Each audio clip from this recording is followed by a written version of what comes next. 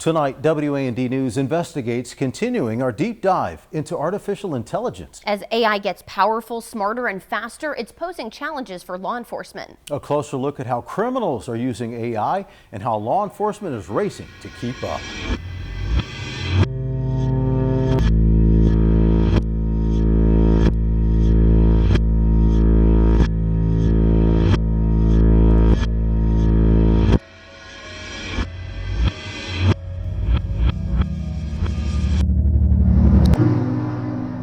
With a few clicks and less than $50 for software, criminals are using generative AI to commit cyber attacks, identity theft, child abuse, and sextortion.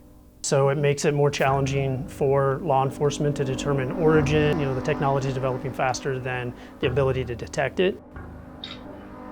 The FBI Springfield office says few cases have come across their desk, but many are at agency branches across the country, including investigations where AI is used by cyber criminals. They can use artificial intelligence to kind of increase their skill set, so maybe they don't know how to develop certain pieces of code to attack certain digital systems, so they'll use artificial intelligence then to take them to the next level. He says AI can write the malicious code, turning an amateur coder into an expert hacker.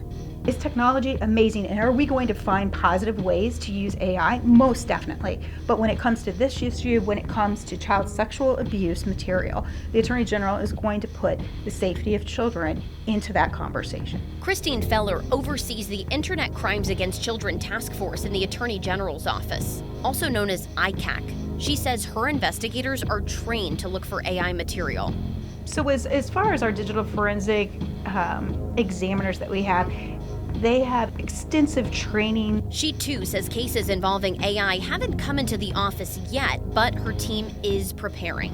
Where we're seeing our investigators and our digital forensic examiners needing to spend more time analyzing the content that they review.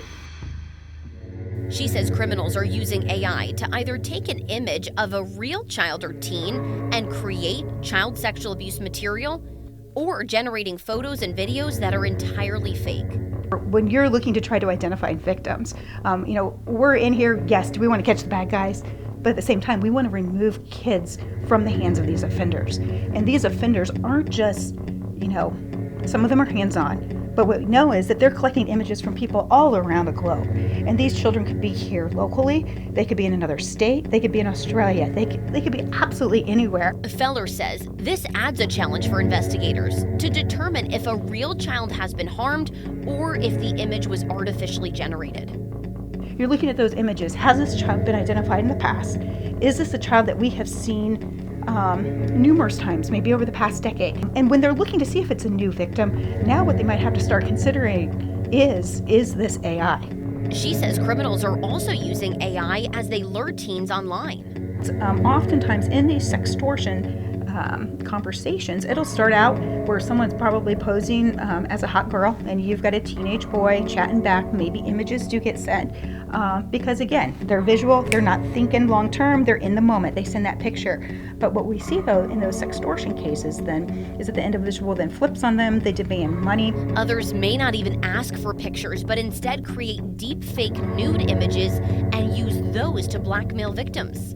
Because I can just go online and find something. And who's going to know if it's real or not? But I'm going to have your face there, I'll have your Instagram, I'll have your Snap, your Facebook, any social media you're on, and you know what, I'm going to send them to all your friends. Feller says there are steps you can take to protect yourself and your kids. She recommends parents are cautious about what pictures they post online and talk with teens about what they're posting as well. Kids are going to make mistakes. And in these sextortion cases, unfortunately, we've seen it that we know of at least a dozen suicides in the past year. And that's because the kids have that moment where they're thinking short term. They're like, I have just ruined my life. Justin Harris says while bad actors are using AI to commit crimes, investigators can also use it to find perpetrators faster. So as cases progress, we accumulate a lot of data that we need to triage and go through fast and efficiently. Artificial intelligence allows us to do that. What that does for us is generate leads, which leads are things that are relevant to the investigation, and then we have human experts then verify and validate those leads after artificial intelligence sifts through that data. He says the FBI is working to ensure agents and investigators understand the threat and how the technology works. So with the speed of the development, we've integrated a lot with private sector companies trying to stay ahead of, the cutting edge of the artificial intelligence development. Working to stay one step ahead of the criminals. For WAND Investigates, I'm Alyssa Patrick.